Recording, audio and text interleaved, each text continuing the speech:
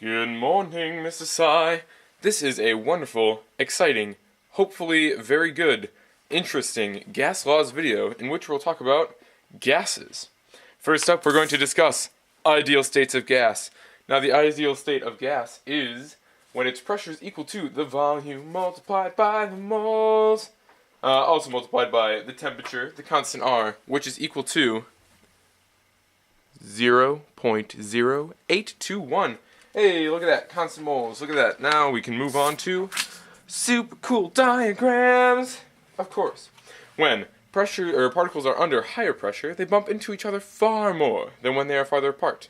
As we can see here, these are moving fast, these are moving slow. Lower pressure, higher pressure. They move in and they hit each other more and hit each other less. Now, this is all, as I said, related to temperature. And when the temperature is higher, pressure is higher. And more particles collide. Bah! Now, next up, we have our standard units, which are split into two compartments. We have temperature and pressure. Hey, you thought that was funny, but here it comes.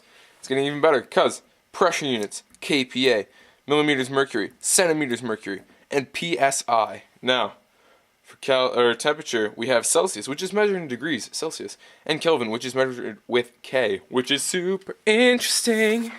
Next up, we have Boyle's Law, which is super cool and the hippest law there ever was or ever will be. Now, this is an exciting law, and it is a law between pressure and volume. Now, this is an inverse relationship, which is cool, yet again. And this can be modeled by pressure 1 times volume 1, which is equal to pressure 2 times volume 2. Hey, look at that, equations. And also, look at this, we have a sweet, sweet graph here. Pressure over volume.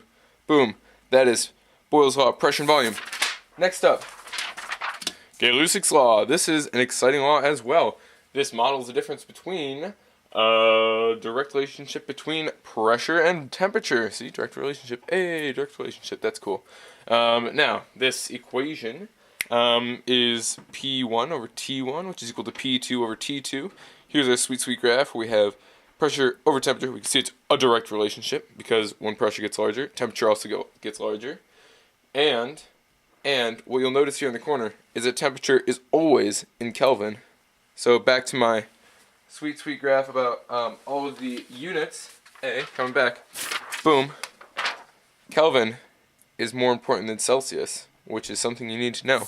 So, moving on yet again, we have Charles' Law. Hey, my man Charles. Okay.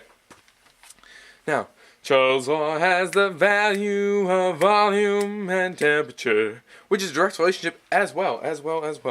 And of course, we have our sweet graph here with volume and temperature. And then our equation is volume 1 over temperature 1, which is equal to volume 2 over temperature 2. And again, temp is always in Kelvin, yet again. Boom. Boom. Isn't that sweet? Now we know all the things. Now, because all those are kind of annoying and hard to keep track of, we have a combined law sheet. Look at that. Combined gas formula. Whoa. Hey. Cool. Wow. Pressure times volume over temperature 1. All those are 1s. We have pressure times volume over temperature. Those are all 2s. Look at that. Now we can take that and just do it all in one step. Boom. Done with that. Now is when we get to move on to the super fun stuff. We have volume and pressure. And you see, volume increases when pressure decreases because the pressure is equivalent to how much the particles collide with each other. When they don't collide as much, it means that the volume must have expanded. See, you have this super cool thing, right? Pressure equals amount of collision, and more space equals less collision. Boom, more space, less collision. Whoa.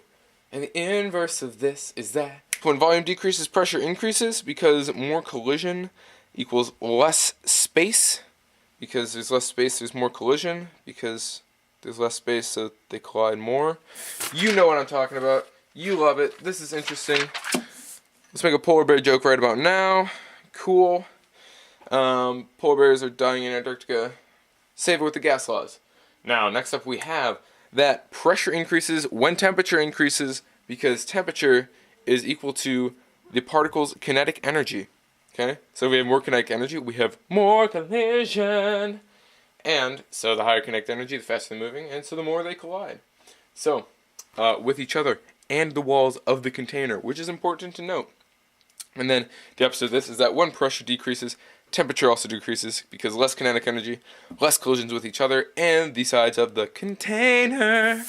Okay, we have, unfortunately, our last little piece of paper here, which we're all sad about, you're sad about, I'm sad about, but we could throw in some jokes about penguins or something. I don't know. No penguin jokes. Cool. So, volume increases when temperature increases because the higher temperature is equal to higher kinetic energy. And higher kinetic energy equals more volume, which is super awesome. You know, because it needs more space because, you know, like higher temp means higher pressure, which means... Never mind. Anyway, volume, when volume decreases, temperature also increases because the lower the temperature, the less kinetic energy, which means that it needs less space to be cool with. Now, you know all about gas laws now, because this very interesting video about gas laws, which was filmed to teach you about gas laws. Now you learned something about gas laws because I had to make this video about gas laws, which was also assigned as homework. So thank you very much, have a wonderful day, and goodbye, Mr. Psy.